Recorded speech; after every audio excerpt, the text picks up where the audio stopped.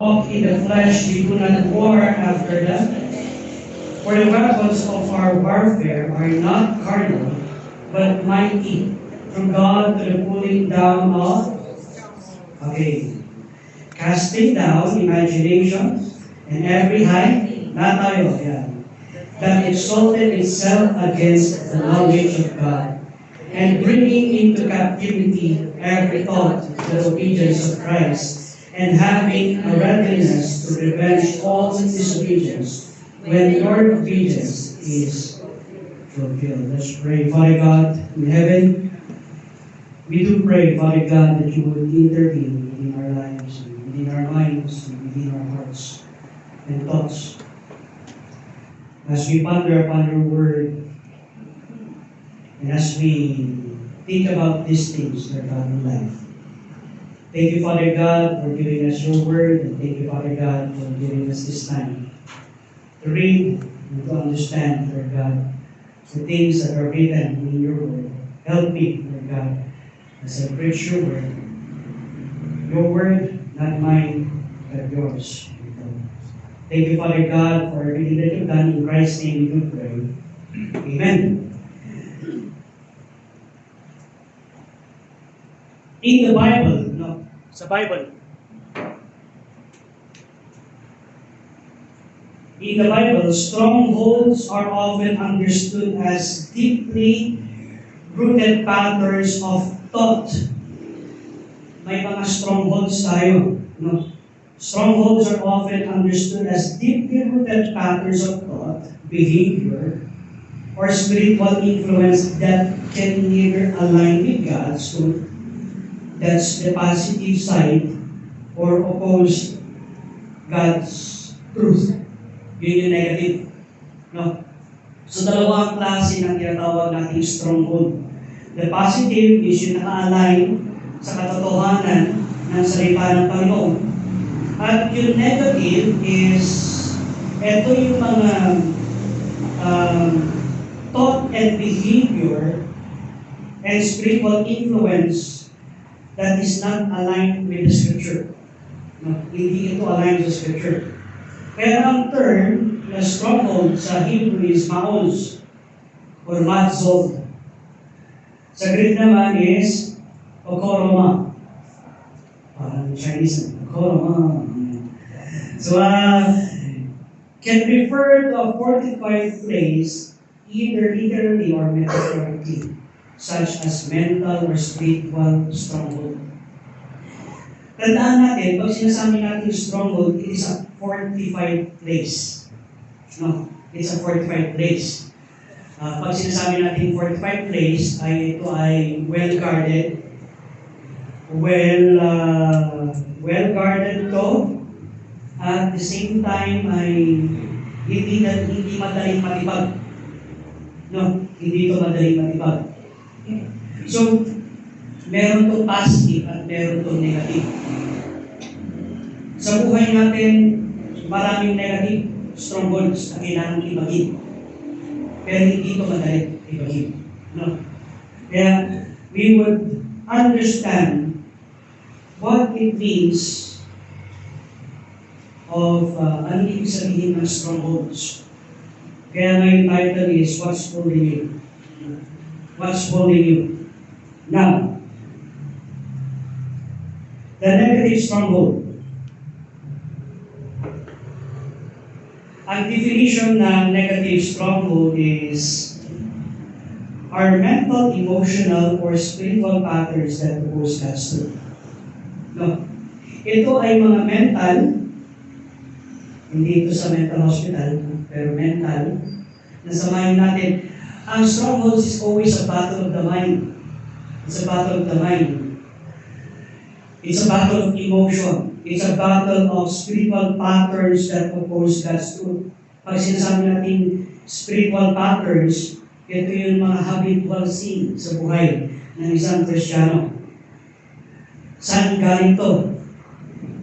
Ito ay nagmumula sa kasalanan, sa mga lies or pagsisinungaling, fear, takot, or sometimes it can be demonic influence sa ating buhay. No? They act as fortified barriers that hinders a believer's relationship with God. So pag sinasabi natin fortified barrier,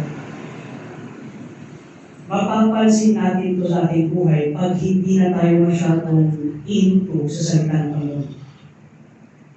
Mapapansin natin ito sa buhay natin pag hindi natin binibigyan halaga ng buong-buo ang salita ng Panginoon sa ating buhay. So, ibig sabihin, may mga fortified barriers that hinders yung kagustuhan ng Panginoon na mangyari sa buhay natin. Kaya lang, mahirap natin tibagin.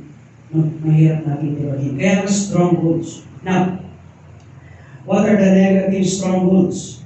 Unang-una na negative strongholds is a simple pattern. When we say simple pattern, ito ay mga repeated sinful behavior. Pag sinasabi natin repeated sinful behavior, habitual sin. No? Nasanay ka na kala mo hindi na ito kasalanan. Pero kasalanan to. It is a sin that it is repeated sa buhay. Oftentimes, hindi natin ito napapansin dahil repeated na.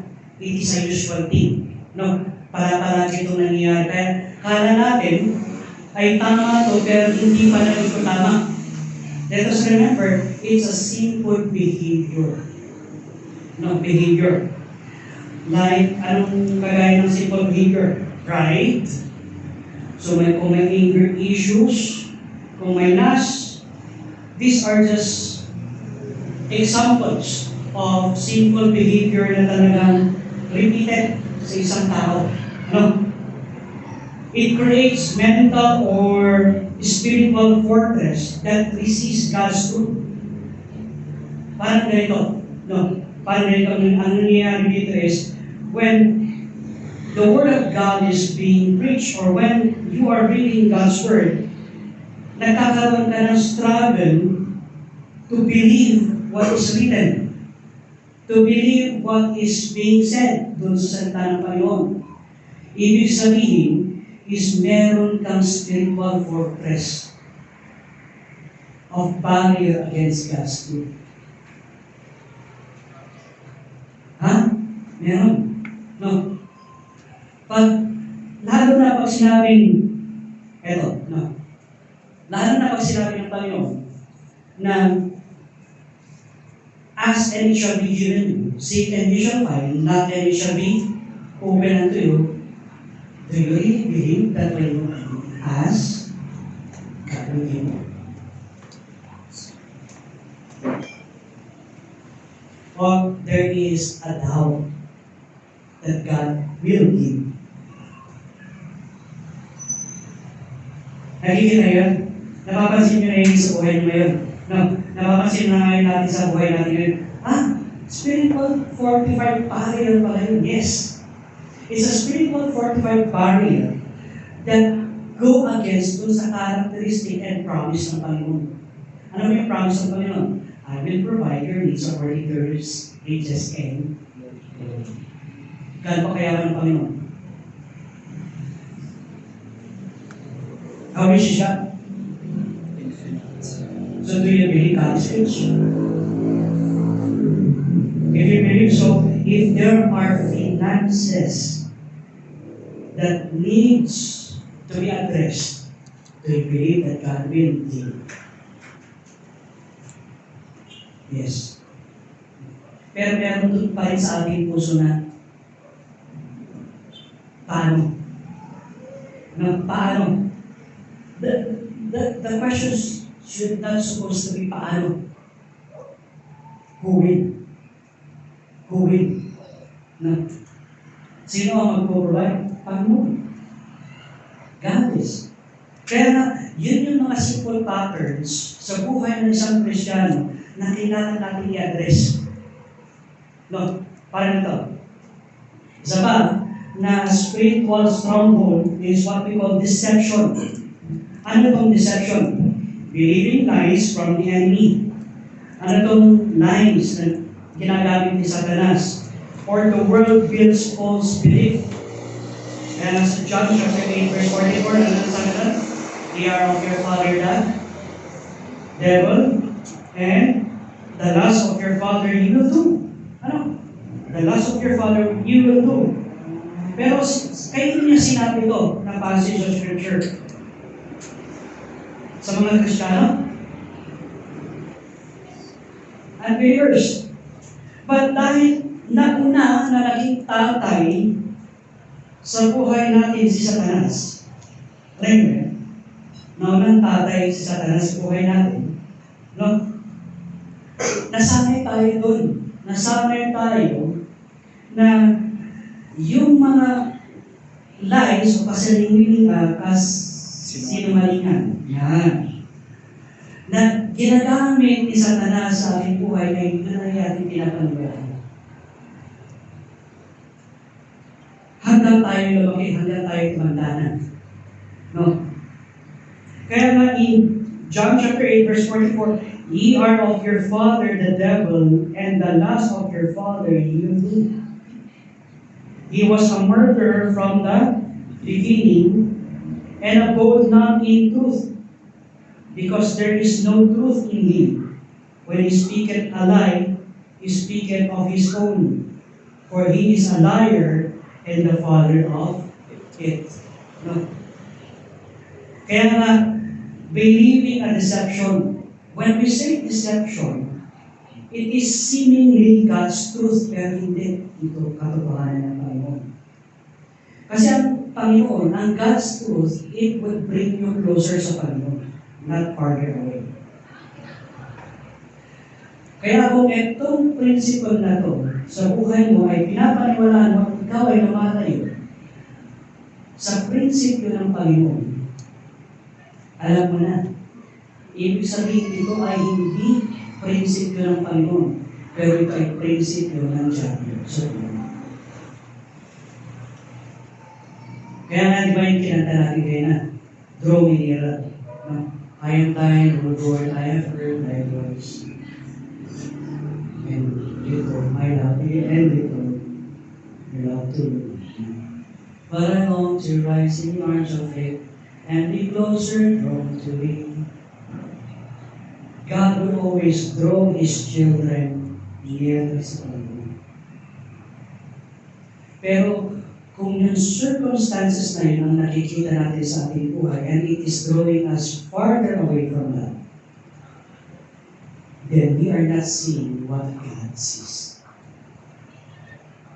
Then we are not really looking where God is looking.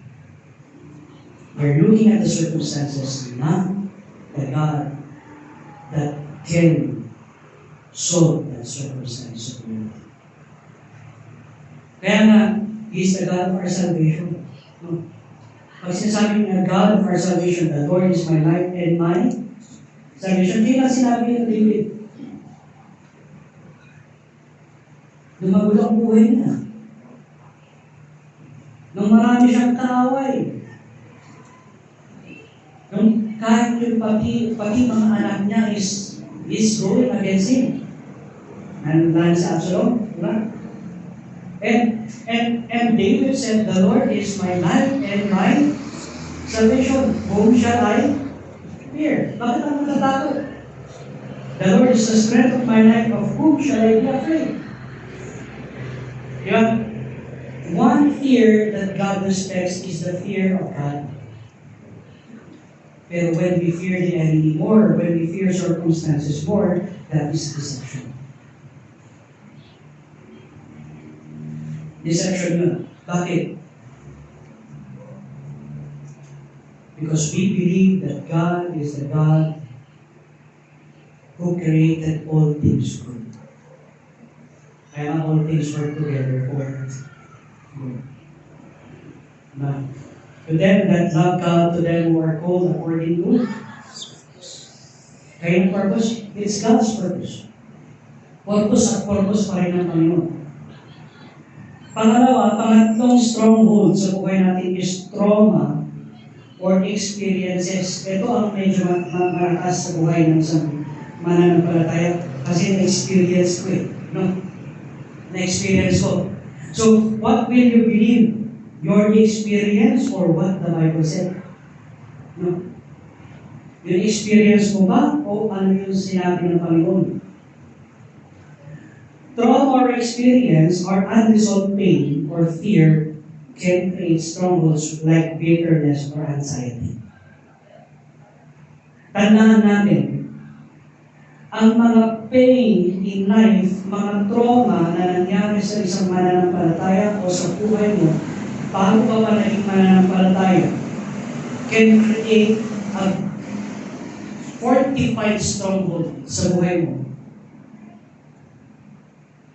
Na maging bitter ka in life, ay magkaroon ka ng anxiety.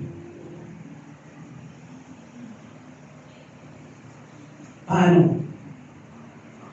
No. Kasi unresolved. It is an unresolved pain. Di ba? Anong promise ng Panginoon? Anong promise ng Panginoon?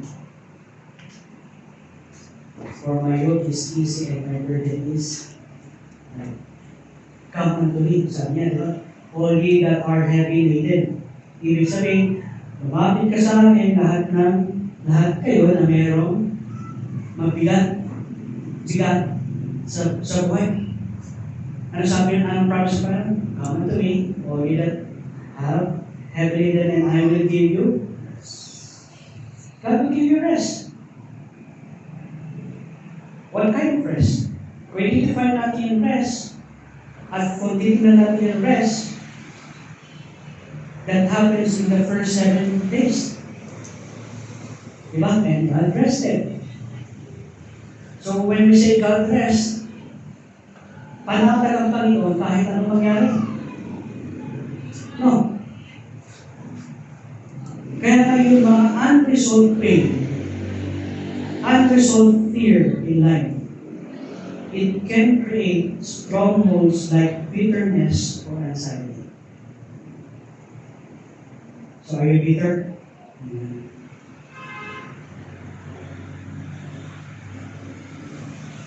Maliban na lang kung ang palagi mong pagkainis ng palaya. Bitter herbs.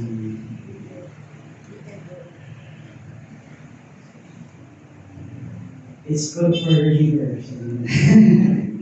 Okay, number 4. Number 4 is one of a negative stronghold.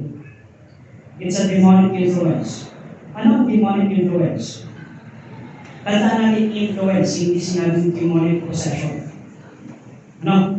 It's influence. Yan. Pag sinasabi natin influence, ito yung mga spiritual forces that can reinforce negative strongholds through temptation or oppression. Spiritual forces that can reinforce negative strongholds. So meron ka ng stronghold.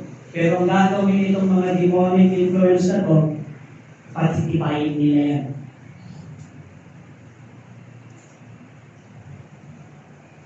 They would tempt you. They would oppress you. Pag sinasabing oppress, ano ibig sabihin? Pinapahirapan ka. No? Tandaan natin ang promise palagi ng Panginoon is for us to have a burden that is light. How can you have a burden that is light? Paano yun, Pastor? Nagpupuhat ka ng semento na magaan. How is that possible? Can that be possible na magpuhat ka pero magaan? Nagpupuhat ka ng 50 kilos kaya lang magaan? Can that be possible? It's not possible with us, but it is possible with the Lord. No. Hindi possible sa atin, pero possible to sa Panginoon. Kaya nga, ang promise ng Panginoon, the more you trust the Lord, the more na na-reinforce ang magandang stronghold sa buhay mo. And my burden is light. Did the burden go away? doon sa promise na yun now. Hindi. My burden is light. The burden is still there, but it's light. Dahil alam mo that God's promise is true. Kaya kung hindi tayo naniniwala doon sa promise ng Panginoon, ibig sabihin, at kung nag-aalinlangan tayo sa promise ng Panginoon, stronghold yun. Stronghold yun. Anong klase stronghold? Negative stronghold. No. Bakit negative? Kasi it doesn't go with God's word. It doesn't go with God's word. It always, ang positive stronghold, it always goes with God's word. No. Kaya na, simple patterns, deception, trauma, or experiences that cause you pain, or demonic influence that reinforce negative strongholds. Ang demonic influence, hindi ka ma-influensahan ng demonyo kung walang existing na stronghold. Ano? Kung walang existing na stronghold, hindi ka pwede influensahan. Pero pag meron, yun ang mahalaga. Minumultiply nila yun. If there is 0 to multiply, what is the result? Mathematics is 0. Ano? Kahit sabi mo lang 100 times 0 is still 0. No? Kahit 100 times na yung bigat na binibigay sa'yo, pag wala silang pwedeng i-multiply, no, that will still turn out to 0. Pero pag meron sila, pwedeng i-multiply, kahit 0.1 or 0.2, it can be heavy. It can be heavy. Now, naintindihan yung negative strongholds. Simple patterns in life, like behaviors, no? Deception, when we believe lies. Let us remember, tandaan natin na ang salita ng Panginoon is whole truth, but nothing but the truth. No? Ito, whole truth to. Kaya na sinabi ng Panginoon, I am the way, the truth, and the life. Sa Titus, walang lie sa Panginoon. God doesn't lie. No. Pero si Satanas, lahat ng kanyang sinasabi, it's all a lie. Ano pag sinabi ni Satanas, ang gwapo-gwapo mo, that's the truth. Okay. That's the truth. Okay. Di ba? 2 Corinthians chapter 10, verse 4 to 5. Okay, kindly read 2 Corinthians chapter 10, verse 4 to 5. This is the screen. Ready, read. For the weapons of our warfare are not carnal, mighty to God to pulling down strongholds, casting down imaginations and every high thing that exalts itself against the knowledge of God, and bringing into captivity every thought to the obedience of Christ. Okay, for the weapons of our warfare are not carnal. Pag sinasabing not carnal, ang weapons natin, speaks of weapons. No. You can't fight anger with anger. Kaya sinabi nga doon sa Proverbs, diba? A soft answer turneth away wrath. No. You cannot fight a lie with lie. It's always you will fight the lie with truth. Di ba?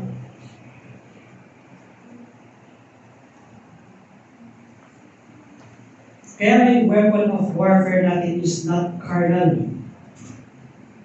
casting down imagination and every high thing that exalted itself against the knowledge of God, and bring into captivity every thought to the obedience of Christ. Negative strongholds are arguments. Tanda natin, unang-una, ang mga negative strongholds is just an argument sa utak natin, sa isipan natin. Is it true? Is this word true? Ito ba ang salita ng Panginoon na ito? Totoo? Arguments. Arguments. It's an argument or thoughts that contradict God's truth. Parang, let me give you a simple argument.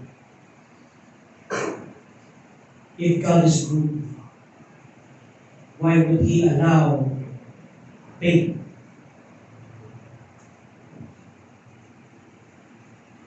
That's an argument. If God is good, why will He allow pain? Does God allow pain?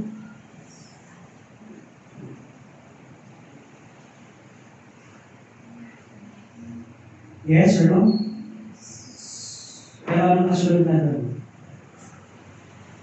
Pag sinabi natin yes, ano argument doon?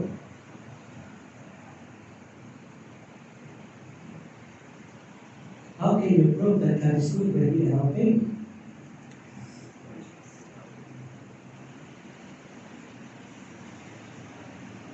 Let us remember our pain is a result of sin. It's not what God meant. From the beginning, He meant for us to have good life. But men are so sinful that they cause it to have pain.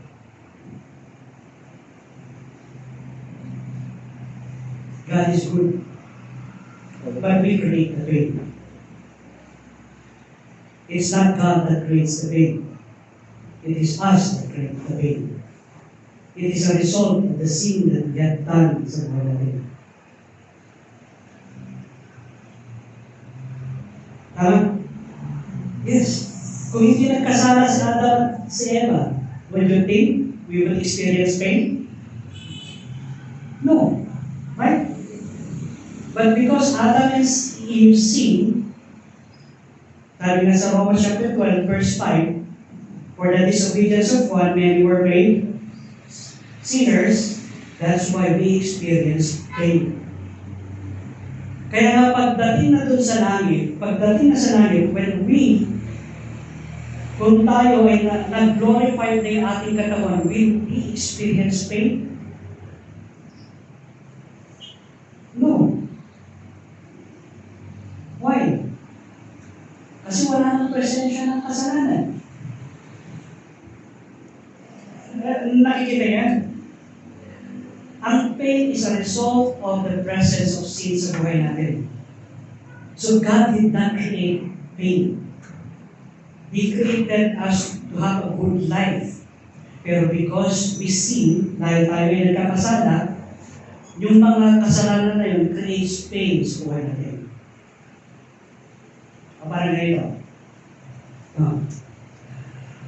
bakit sumasakit ang iyong ulo? Na-stress ka.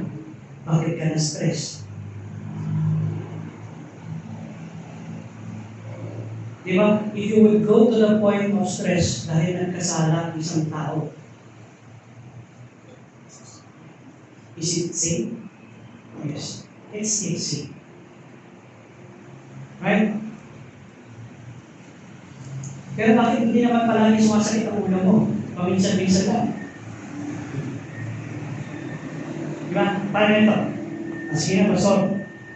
Bakit nagkakasakit ang tao? Dahil sa kasalanan. Sino may kasalanan? Tao. Di ba? Paano? Kahit anong kinakain natin, tama? Totoo hindi? Totoo. Kaya Kaya sino nagkakos ng pain?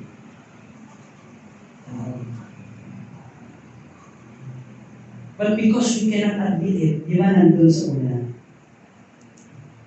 It's a simple pattern of pride.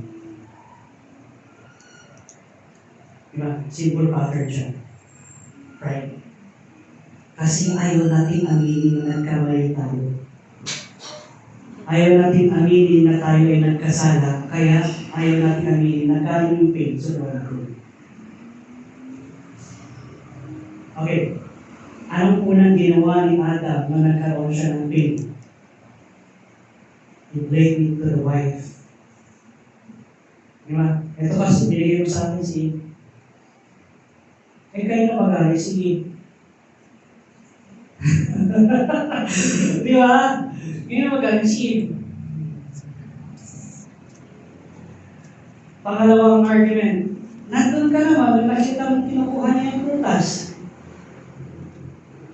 Bakit hindi ka nagsalita? Di ba? Hindi naman nagsalita si Adam. Totoo? O, sino nag-cause ng pain? Alam niya na eh. Alam niya na yung pan. Alam niya na yung magiging result. Kasi alam, binigay ng Panginoon sa kanya yung commandment. Yet, he disobeyed that commandment. Kaya ang unang kasalanan ng tao is disobedience. Ang pangalawang kasalanan ng tao, ng man, is pride. Ano yung bakit? Hindi niya naamin sa kanyang sarili na kasalanan niya. It's an argument. When we cannot admit our sins to God, that contradicts God's truth. Ha? Oo. Kaya nga, they are dismantled through spiritual weapons like prayer, God's word, and obedience. Malalaman mo na lang na itong mga argument na to sa buhay natin ay mali.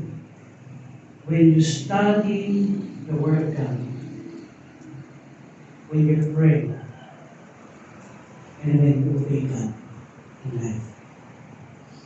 The more that you obey God sa buhay mo, the more na makikita mo. Ito parang mga argument sa aking buhay. Pero man is naturally disobedient. That's a stronghold. Man is naturally disobedient. Stronghold yun. Kaya ang kailangan natin, yung fortified scripture sa ating buhay. Yung fortified prayer sa ating buhay. Yung fortified obedience sa ating buhay.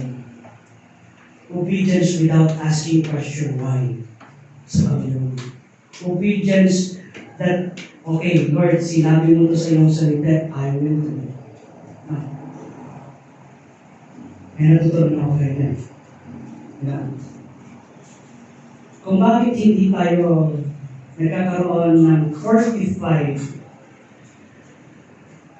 positive stronghold is just because we are not looking at our references. Ano ang ating reference? Scripture. Diba? Kaya ang sinabi sa salita ng Panginoon, Thy word have I hid in my heart, that I may not sin against thee. Diba? Reference sa ating buhay. Kailangan natin yun. Okay.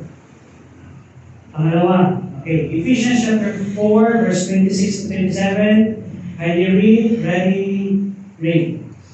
Be angry and sin not. Let not the sun go down upon your wrath. Neither give place to the devil.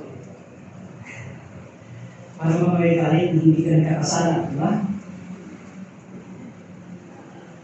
Simple lang. Magalit ka sa kasalanan, huwag ka sa tao. It's always the same, not the person. And you involve the person that is already seen.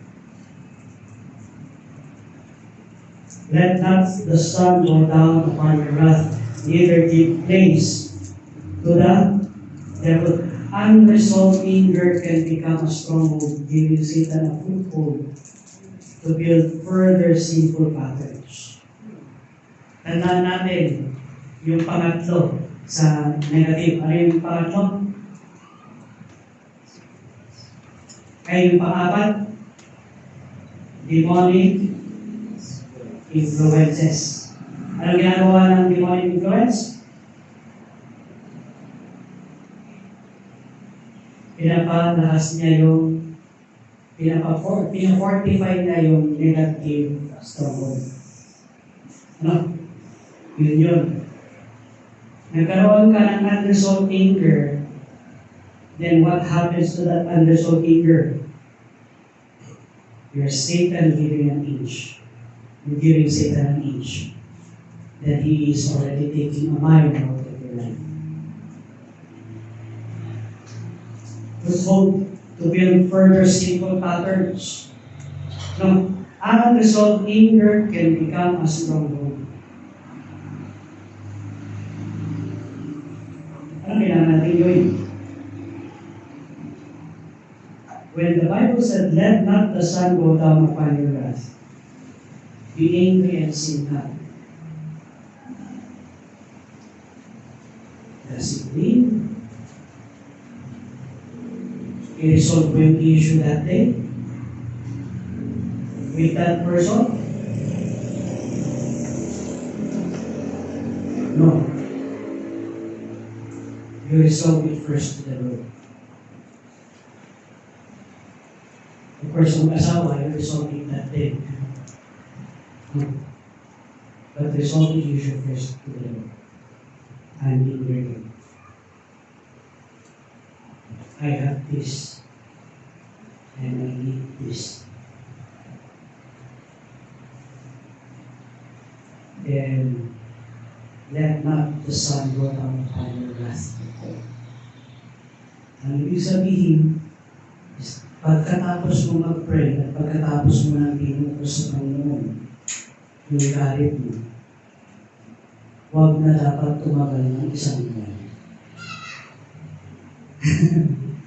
Huwag na dapat tumagal ng isang buwan. Huwag na sana tumagal ng ilang araw. Dahil pilihin mo na ito sa Panginoon. At ang Panginoon na ang siyang judge between you and that person. Lalo na kung siya ay mananampalataya, Panginoon na ang mag-judge between you and that person. Kaya pray to the judge. Pray to the judge. Unresolved anger can become a stronghold giving Satan a foothold in your life. Proverbs chapter 23, verse 7. Okay, ready? Read. Grass in his heart so even they say but his heart is not with thee. Okay, excited ang women. Hindi excited ang women dyan, no? Para sitting dyan in his heart. Doon kasi sa ibang version. For a man, hindi dyan in his heart. So, yan. So, is he. So, habitual negative thinking. Ito, pag sinasabi natin habitual negative thinking, ano to sa number 1, 2, 3, 4?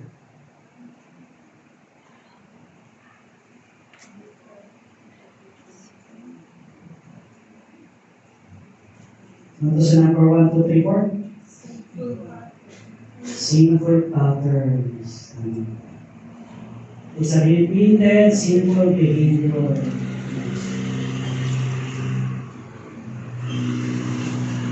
Kaya when we say habitual negative thinking, self-hatred, galit ka na sa iyong sarili, kasi hindi mo na a-achieve yung gusto mo.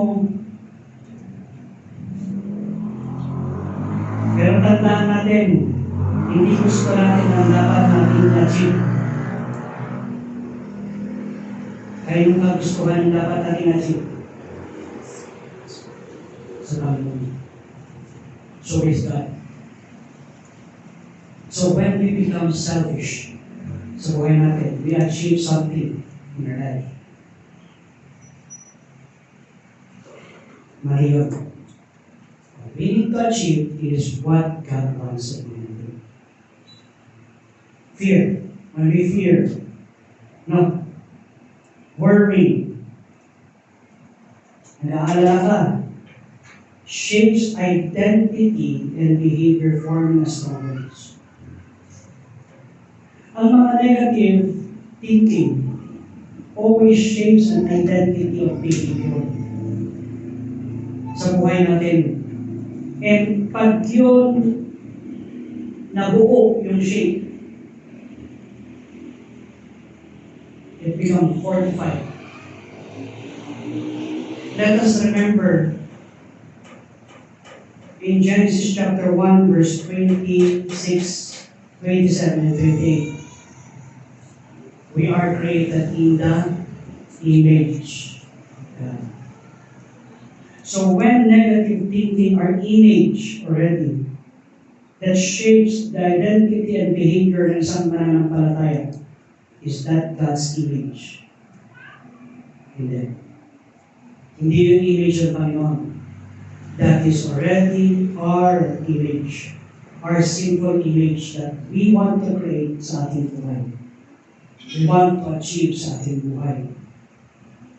Then God is not glorified. No. Kaya nga, for us, He thinketh in His heart.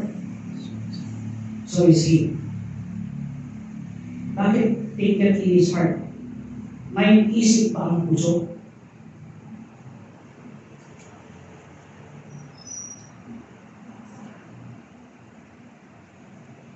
May isip pa ang puso? Wala. Pero pag ito ay yung puso mo ang nagdadrive sa iyong kaisipan, mali. It's not the emotion that's supposed to drive one's person. It is the fruit of the Holy Spirit that's supposed to drive us. Kaya nga, it's about the mind argument. Ano? It's not emotions. Emotions are identity that would shape our behavior. If you want to have a good emotion, follow the emotion that God had done.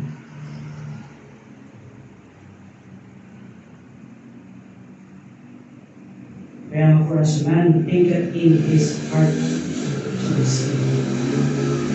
eat and drink, saith he to thee, but his heart is not with thee.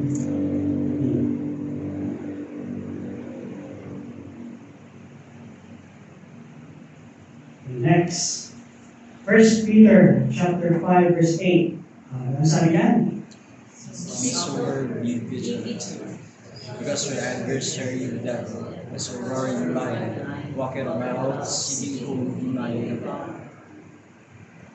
The devil exploits vulnerable. Yes. Yeah. Okay. To establish strongholds often through deception and temptation. Ini-exploit ng kaaway yung kahinaan natin. Kaya nga, sinasabi sa Peter, sa 1 Peter chapter 5, verse 8, be sober, be vigilant. Why?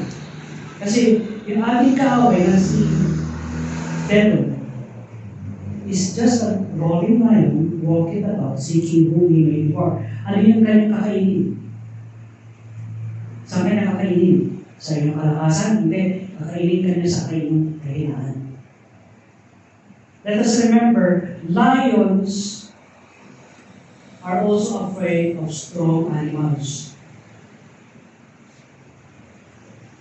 clear, ang kanilang prey is the weakest of the herd. Not the strongest in the herd, but the weakest in the herd. Kaya guguluhin nila yung herd, di ba? Pag ginulong na yung herd at nakita nila yung pinakamahinang mag-jogging, pinakamahinang tumakbo, yun ang kanilang kukunin. Why? Kasi sila yung weakest link. No, sila yung weakest link. Sila yung sila yung easy target. They are the easy target. Ganon din sa buhay natin bilang isang mananampalataya. Yung weakness natin, yun ang easy target ni Satan sa pamilya. Yun ang easy target at gagawin stronghold ni Satanas sa ating buhay. The devil exploits vulnerabilities naman. Yan. Ang kahinaan natin to establish strongholds.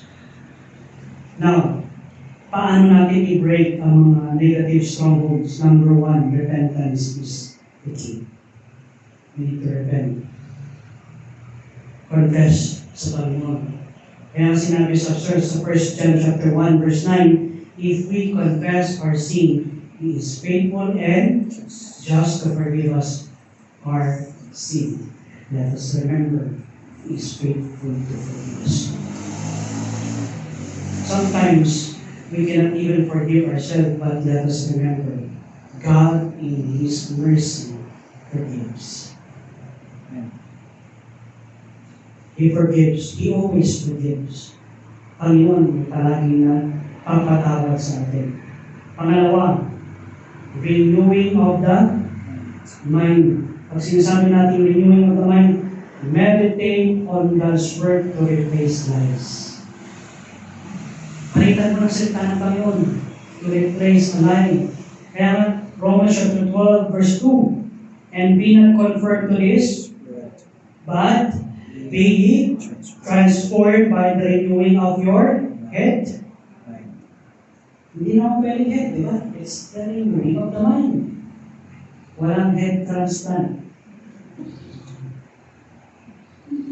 Kahit anong gawin natin, walang head transplant. Meron silang experiment na nagkaroon ng head transplant pero hindi nag-pursue. Nag-pursue siya sa isang daga. Pero yung behavior after a month, namatay. So gusto ng isang tao na magkaroon ng head transplant. Pero hindi nangyari. Hindi nangyari. No, what's the reason? God did not allow. God did not allow. Kasi walang head transplant. May heart transplant pero walang head transplant.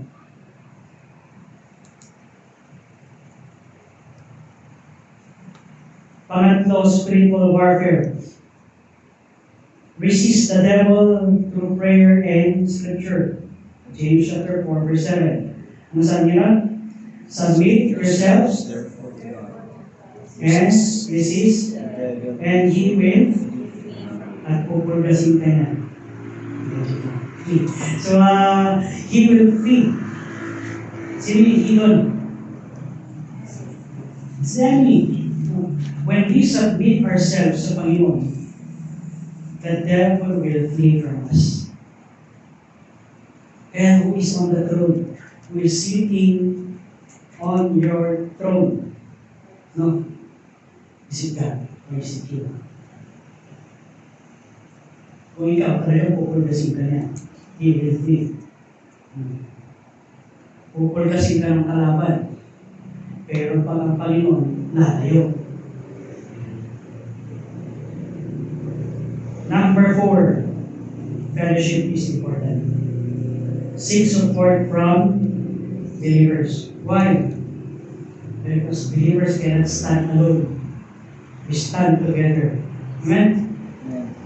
Galatians chapter 6 verse 2. Ano sabi doon? Bear ye one another's burdens. Buhatin natin ang bawat burden ng bawat isa through prayer. Bear ye one another's burden. Why? This would break negative strongholds in life. Repentance, renewing of the spiritual Warfare. and fellowship. Now let's go to the positive strongholds. Ano ang positive strongholds? Kindly read positive strongholds. Ready, read. Positive Strongholds are spiritual fortifications rooted in God's truth, presence, and power. They are places of refuge and strength, often the victims God Himself or His hand. Okay, how can this happen? Spiritual strongholds are spiritual fortification rooted in God's truth. Where do you find God's truth? In the Scripture. So is the Scripture. No, pag nakikita mo na ng concept mo is going against the Scripture, read the Scripture. Study the Scripture. Our education system is, sabihin natin, mas marami tayong oras magbasa ng news. Sa mga estudyante, mas marami silang oras magbasa ng kanilang lectures, ng mga na-lecture sa kanilang studies rather than the Scripture. No. Kaya ano nangyayari? Mas na-overpower yung Scripture sa buhay. Kaya pag na-overpower yung Scripture sa buhay, mas naniniwala na tayo sa sinasabi ng teacher kaysa sa sinasabi ng Panginoon. Doon nagsimula si Charles Darwin. Nagsimula si Charles Darwin bilang believer. Pero dahil sa mas marami siyang time to study the word concepts, he believed in a line that man came from apes. Lalo na nakita niyo yung mukha niya. O nga, at hindi ko na-explain kung bakit. Bakit ko kamukha yun? Then what happened? That concept becomes a theory, and that theory becomes what at this time? It becomes strongholds. When we believe, we see more than God's word. When we believe Freud more than God's word. When we believe, ito yung mga Aristotle, may pamilya sa inyo. O kaya si Pluto, o kaya sino man. Etong mga to, no, when we believe their concept more than we believe God's word, then that means what? Satan has already grabbed a foothold on you. Mahirap ka na makawala kung kailangan mo yung kapangyarihan at yung presensya ng Panginoon. It starts with what? Studies. Kaya ang solusyon ng Panginoon is study to show thyself approved. What do you need to study?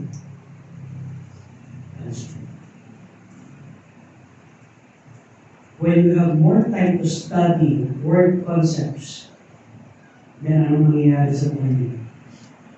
Magiging word concepts ang buhay niyo. Pero when you have time to study God's word,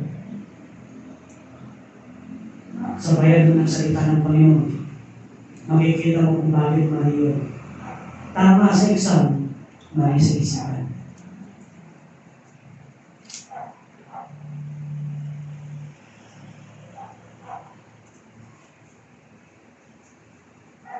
Kaya ang positive strongholds sa spiritual fortification, rooted. Saan nagmumula? Salita ng Panginoon. Pangalawang issue, presensya ng Panginoon. Habang ikaw ay nag-aaral at yung kapangyarihan ng pagkasulo. There are places of refuge and strength often depicts as God Himself or His attributes. Now, how are they formed? Paano nabuform? Paano nabubuo ang strongholds, positive strongholds, faith? Faith cometh by hearing and hearing by the Word of God. Trusting God's promise builds a fortress of confidence. Mas magtiwala tayo sa Panginoon kaysa sa sinasabi ng ating kapitbahay,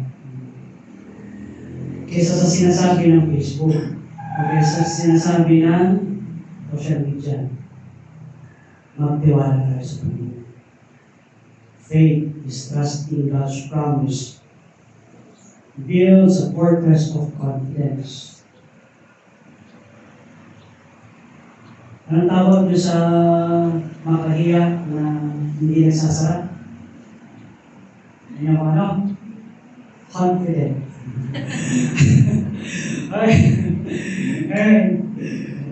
So, be confident.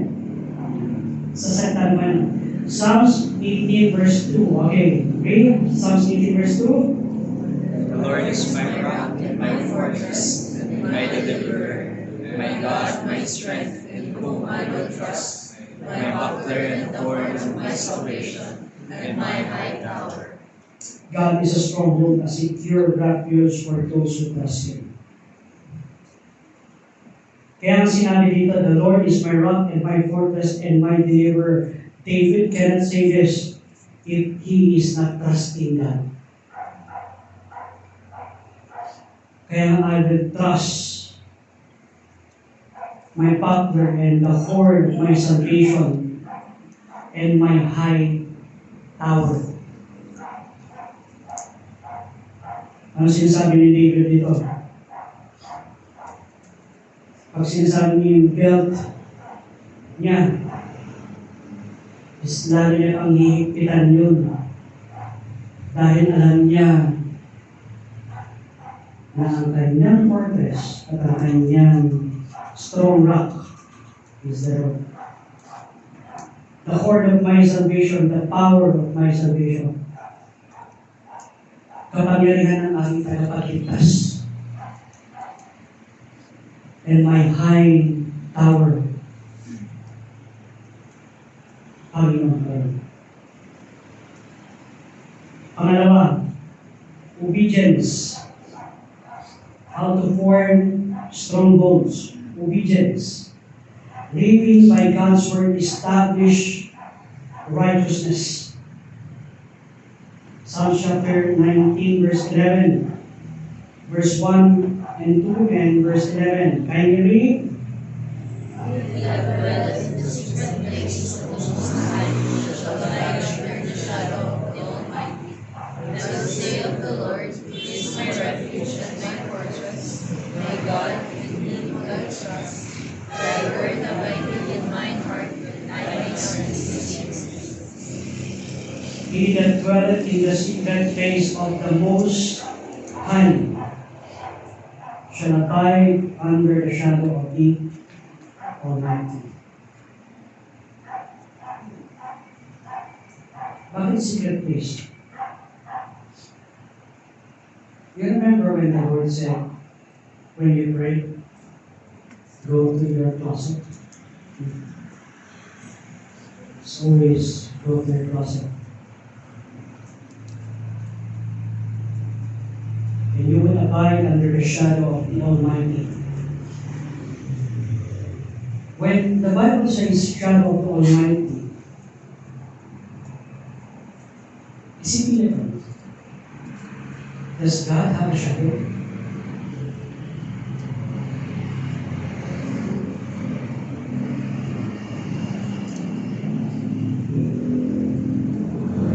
When He is the source of light, can He have a shadow?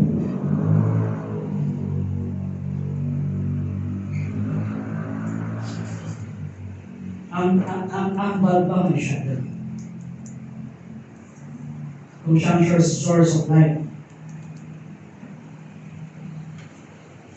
who is the one that creates the shadow? under the shadow of the Almighty. Let us remember, nung describe to ni David, he that dwelleth in the secret place of the Most High shall abide under the shadow of the Almighty. It doesn't mean yung itim na shadow. What it means is, you're always by his side. Just like a sheep, having that kind of closeness na sa kanyang shadow. Na kahit ano mangyari sa kanya, he believes that the shepherd will still be there. Anytime, any day, of our lives. Dwelling in God's presence creates strongholds of protection. How they form pangatlo, worship and prayer. Communing with God strengthens spiritual defense.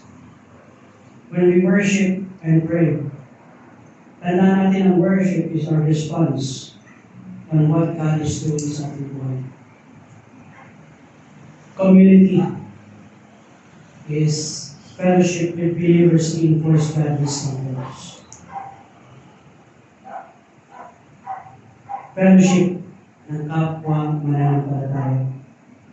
Hebrews chapter 10 verse 85. Ano sabi lang? Not forsaking the assembling of ourselves together as a manner of some is, but exhorting one another as you see the day approaching. Faith, obedience, worship and prayer, community, or fellowship. Negative strongholds, they are formed when individual repeatedly engage in sinful thoughts. Tandaan natin, ang mga strongholds nagsisimula sa kaisipan. It's an argument of the mind. Kung argument siya, kailangan natin ng truth ng salita ng Panginoon. Actions or lies often under demonic influence or due to unresolved pain. This pattern becomes fortified, resisting God's truth until broken through repentance and spiritual warfare. Kaya nga, always remember. Kaya nga when the Lord says sa mga disciples, when you break the bread, anong kailangan mo you break your spiritual fortified strongholds. Through what? To the blood of Christ. To your fellowship with Him. Sa fellowship natin sa Panginoon, sa pag-uusap natin sa Panginoon through prayer. So is God's truth.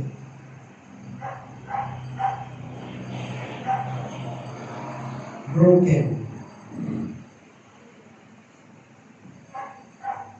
Positive strongholds can build. They are built through faith, obedience to His word, and a lifestyle of worship, a lifestyle of response. It's a lifestyle of response. Paano tayo mag-response sa Panginoon, sa kabutihan ng Panginoon everyday? God Himself becomes the believer's stronghold of offering refuge and strength. Offering refuge and strength. Now, sabi ko nga, ang mga negative is mahirap kong tibagin. It takes what? It takes realization. It takes the Word of God to be true first sa buhay natin before we see yung mga negative strongholds. Kaya nga, identifying personal strongholds. Anong kailangan Paano natin i-identify ang mga negative or mga strongholds sa buhay natin? Ask this question. What strongholds are in my life? Example, what negative thoughts are in me? Am I worthless? No, you are worthful. May worthful bang word? Alam? Worthy. The word that made us worthy. Negative thoughts. Wala na akong pakinabang sa buhay. Negative thoughts yun. Wala na akong magagawa sa aking buhay. Hindi ako pwede magpago. That's negative thoughts because you're the one changing your life. Habitual sins like anger, lust, and bitterness. Yung mga galit, yung mga lust, yung mga bagay-bagay na mga pain na hindi masettle sa ating buhay. Kaya when you are identifying yourselves sa strongholds, to identify also the strongholds of others. Yung mga false belief, God doesn't love you, God doesn't care.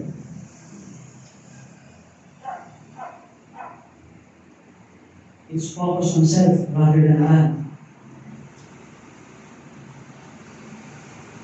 How will we address?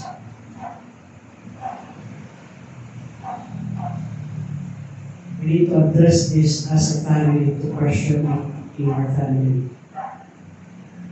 Ano ang mga strongholds ng family? Children must know what strongholds do the family have. Ano ba itong strongholds natin?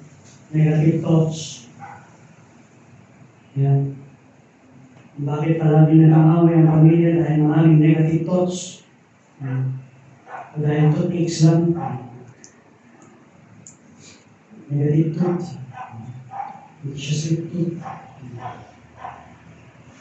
A question that family or group of friends need to discuss for ourselves sa ating personal devotion. Ano ang ating mga strongholds sa buhay? If you want to create a positive strongholds sa buhay natin, we must know also what negative strongholds we have. Kaya sinabi sa Bible, nasabi sa Bible, Psalms 139 verse 20 to 24. Let us read. Search me and know my, try me and know mine, and see if there be any wicked way, and lead me in the way everlasting.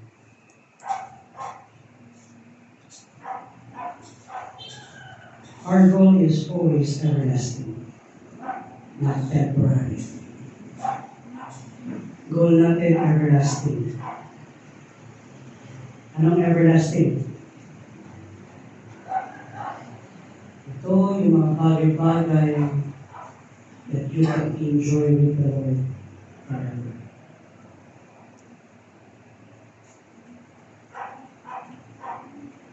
That you can enjoy with Him even when eternity ends. Search me, O God. Know my heart. Try me and know my thoughts. There must be searching sa buhay natin. When we are not searching for strongholds sa buhay natin, that is Satan seeking whom he may devour. At the same time, looking for an opportunity sa buhay natin na maging strongholds. Try me. So that I know what I am and know my thoughts. Do you know why David says try me? It's not just to prove God, Hindi to prove God ng kanyang faith. No, it's not that.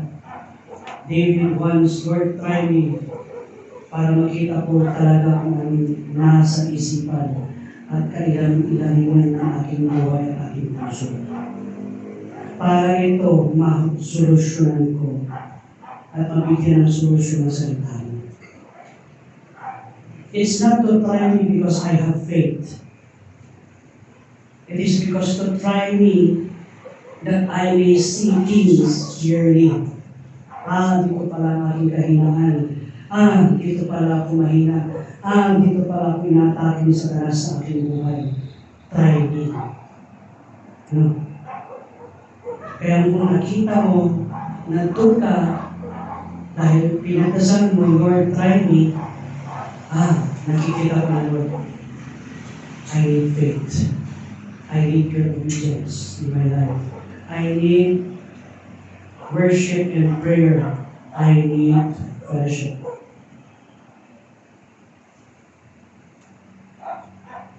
Try me. Kaya sinabi mo, and know my thoughts. Dahil gusto ni David sa buhay niya, malaman ano talaga ang katotohanan sa kanyang kaisipan. Kung yung totohanan pa na yun, is naniniwala siyang bumubuo sa salita ng Panginoon, o yung katotohanan pa na yun, is meron doubt sa salita ng Panginoon. Try me. Kaya ngayon next na phrase, sinabi niya, and see if there be any wicked way in me. Dahil anong sinasabi ni David, kung meron man, Lord, that's why he said, lead me then. Lead me. Kung meron man wicked way in me, lead me to the right path, to the way everlasting. Not me going to that path that you are the one that would lead me to that way everlasting. Search me, God. Know my heart. Try me. And know my thoughts. And see if there be any wicked way in me. Lead me in the way everlasting.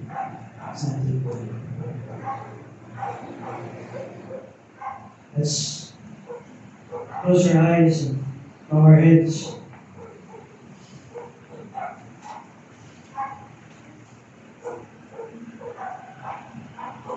As the scripture said, search me.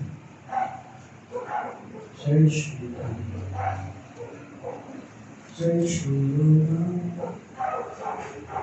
And know my heart. I need a Savior, know my thoughts of God. It's time for us to search yourself. Are there things in our life na talagang strongholds na pala ito? Nangyayari sa ating buhay, this is a negative stronghold already.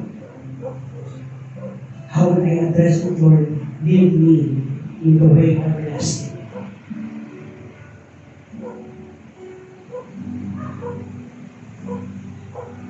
But this takes time. It will take your effort to search. It will take time, Lord, pakita mo sa akin. Ano yung mga negative strongholds sa aking buhay that is disturbing my Christian life. That is giving me more burden than your light. Search. Search. Give me time to pray. And I would ask you for this week to search your heart. Search your life. Things that are negative strongholds sa ating buhay. Want to have a good life sa Panginoon. surrender that strongholds. Let God break that strongholds. It may be painful, but God will surely give you rest. God will surely give you rest. Give you time to pray.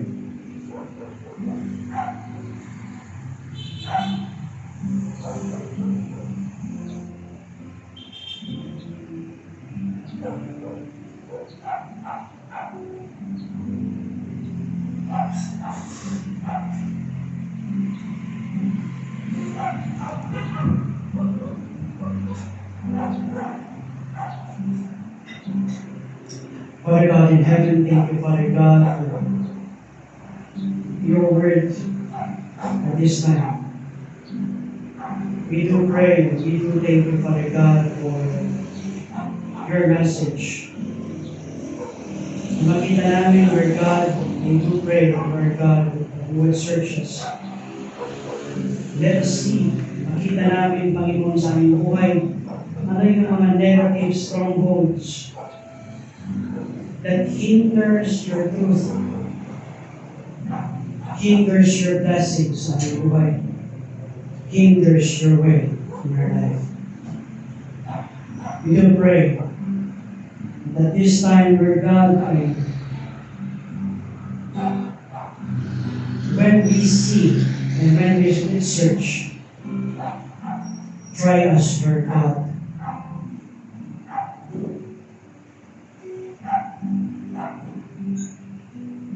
And lead us to the way everlasting when we are tried. Lead us to your path. Lead us to your salvation. Father, thank you, Father God, for the word. Thank you, Father God, for giving us this time. Ponder upon your message this time. Not just today, but to ponder it this week. Searching for strongholds that can distract us, that can destroy our vision. Thank you, Father God, for giving us this time. Thank you, Father God, for your blessing. To all be the glory, honor, and praise. In Christ's most precious name we do pray. Amen. Amen. So, let's get our tithes and offering at this time.